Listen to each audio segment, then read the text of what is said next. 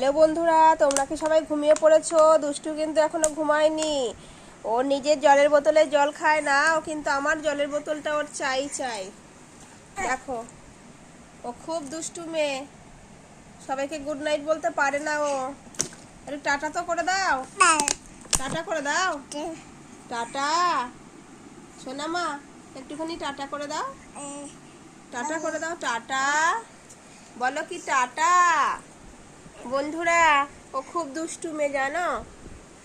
এই জলটাই ও খাবে জানো তো, ওর বোতলের জল ও খেতেই চায় না।